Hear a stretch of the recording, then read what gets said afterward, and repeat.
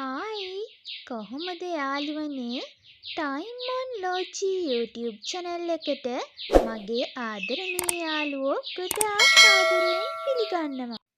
දන්නවද ඉතින් ඔන්න අද මම ඔයාලත් එක්ක බෙදාගන්න ආවේ ඉන්ඩෝ ප්ලාන්ට් ටිකක් මම කොහොමද පොට් කරගත්තේ කියලා.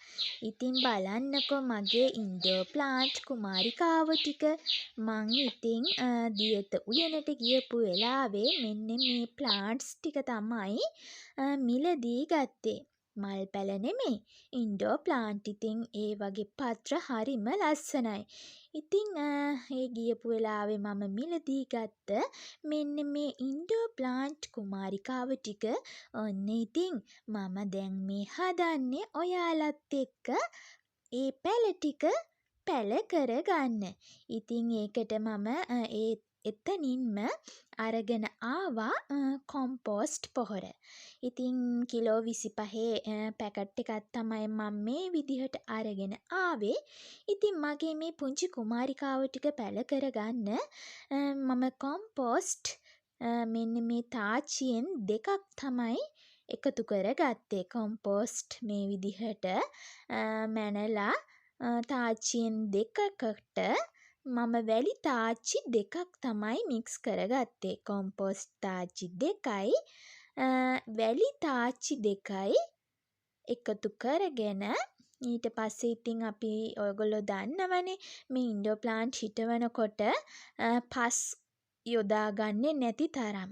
ඉතින් වැලි ඒ වගේම කොම්පෝස්ට් කොහුබත් කරදහය මෙන්න මේ කියන පස් මිශ්‍රණය තමයි මාධ්‍ය මම සකස් කරගත්තේ.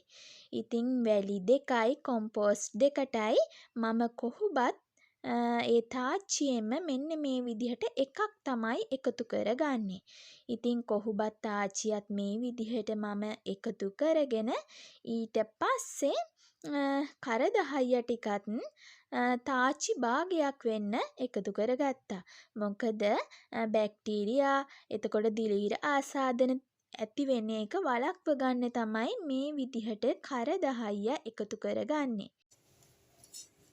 ඉතින් ඔය ඔක්කොම ටික එකට දාලා මෙන්න මේ විදිහට හොඳින් කලවම් කරගෙන තමයි මම මේ පස් මාධ්‍ය හදාගත්තේ.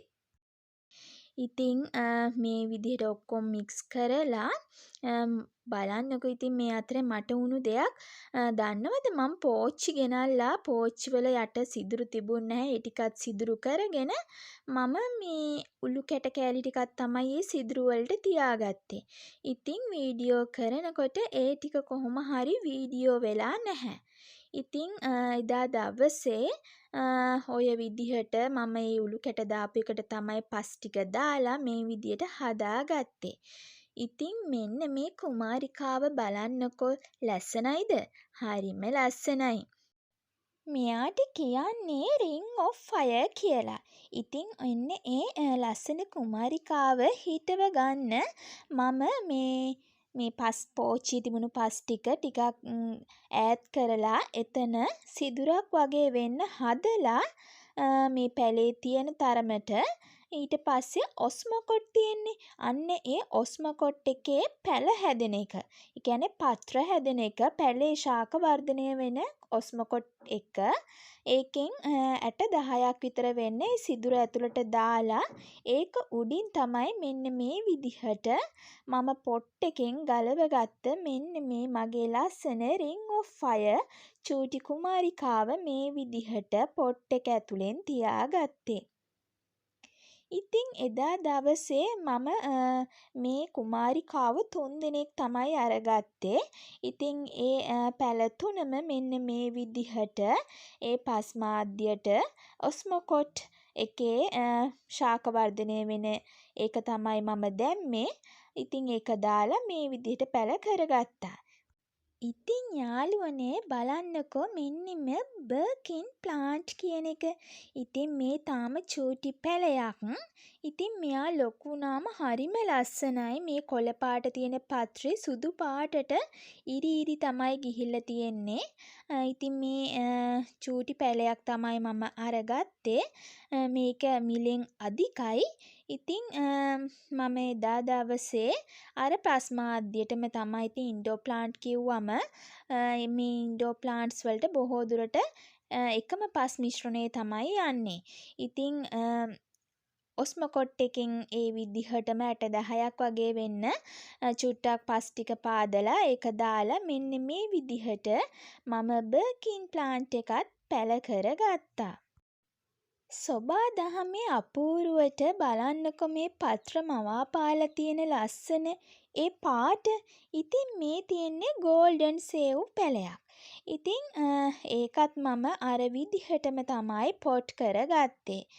ඉතින් මේ ඔස්මොකොට් කියන එකෙන් දැම්මට පස්සේ මාස 2කට වගේ සැරයක් ඇත්තටම ගහ හොඳට වර්ධනය වෙනවා. ඉතින් ඉන්ඩෝ ප්ලාන්ට් කිව්වම චුට්ටක් පැල කරන්නත් පොඩ්ඩක් හිතට චකිතයක් එනවනේ සමහර අයගේ. ඉතින් මොකද වැස්සට ඔරොත්තු දෙන්නේ නැහැ. ඒ වගේම වතුර වැඩිය දාන්නත් බෑ. ඉතින් අර චූටි බබාලා බලා ගන්නවා වගේ තමයි මේ ඉන්ඩෝ ප්ලාන්ට් පැල කරගන්නේ. මොකද වතුර වැඩි වෙලත් බෑ, අඩු වෙලත් බෑ. ඉතින් බලන්නකෝ මෙන්න මේ පුංචි පැල කුමාරිකාව. මෙයාට කියන නම නම් මම දන්නේ නැහැ. ඉතින් ආදරණීය ඔයා මේකට කියන නම දන්නව නම් පහතින් කමෙන්ට් එකක් දාගෙන යන්න. ඉතින් මම ඔස්මොකොට් එකෙන් අර විදිහටම 10ක් වගේ වෙන්න දාලා තමයි මෙන්න මේ චූටි කුමාරිකාවත් පොට් එක ඇතුලෙන් තියාගන්න හදන්නේ. ඉතින් මේක ඇත්තටම හරිම ලස්සනයි ලොකු වෙනකොට. මේ ලා කහ පාටට වගේ කියන්නේ ලා කොළ පාටක් වගේ තියෙන කහ පාටත් මික්ස් වෙච්ච. ඉතින් හරි ලස්සනයි මේක හැදුනට පස්සේ. මට ඉතින් ආස හිතුණු නිසා මං ඒ පැලෙන් චූටි පැල 3ක් මේ විදිහට ඉතින් මිලදී අරගත්තා එදා දවසේ. ඒක ඉතින් මේ විදිහට මම පොට් කරගත්තා. අපි ඉතින් හරිම ආසයිනේ පැලවලට. මම නම් හරිම ආසයි. මගේ ආදරණීය යාළුවන්ගේ වීඩියෝස් මම නිතරම බලන හින්දා ගාඩන් වීඩියෝ මේ වගේ පැල වීඩියෝස් එහෙම මං හරි ආසයි බලන්න. ඉතින් ඒවා බලලා මටත් ඉතින් දැන් හරිම ආසයි මේ විදිහට පැල හදන්න. ඉතින් ඔය විදිහට මම එදා දවසේ පැල ටිකත් මේ විදිහට ඉතින් පොට් කරගත්තා. බලන්නකෝ ඉතින් මේ පෝතෝස් කුමාරිකාව. මේකට ඉතින් මනි ප්ලාන්ට් කියලාත් කියනවා. ඉතින් මෙන්න මේ මනි ප්ලාන්ට් එකේ මං ළඟ මීට වැඩිය හැදුණු පැලයක් තියෙනවා. මම ඒක තාම කට් කරලා පැල බෝ කරගන්න ගත්තේ නැහැ. ඉතින් ගියපු වෙලාවේ දියත උයනට මට ඉතින් මෙන්න මේ පැලේ ගන්නත් ආස හිතිලා මම ඒ විදිහට ඒකිනුත් පැල කුමාරිකාව 3 දෙනෙක් මිලට අරගත්තා. මේ තියෙන්නේ බ්ලැක් සැමික් කියන පැලය. මේ පැලයක් උනේ මට මතක විදිහට රුපියල් 450ක්. ඉතින් මම ඒකිනුත් පැල 4ක් අරගත්තා. ඒකත් අරගෙන ඒ විදිහට මේ පස් මාධ්‍යම තමයි මම මේකත් මේ විදිහට පොට් කරගත්තේ. ඔස්මොකොට් එකෙන් 5ක් විතර වෙන්න වගේ තමයි මම දැම්මේ. ඉතින් බලන්නකො මගේ චූටි පැල කුමාරිකාව ටික එදා දවසේ මෙන්න මේ විදිහට තමයි පොට් කරගත්තේ.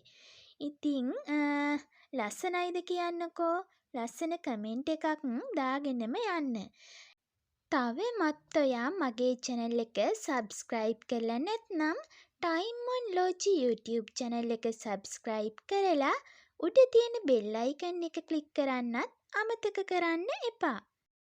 එහෙනම් ඉතින් තවත් දවසක ලස්සන වීඩියෝ එකක් අරගෙන ඔයාගේ ගෙදරට මම එන්නම්.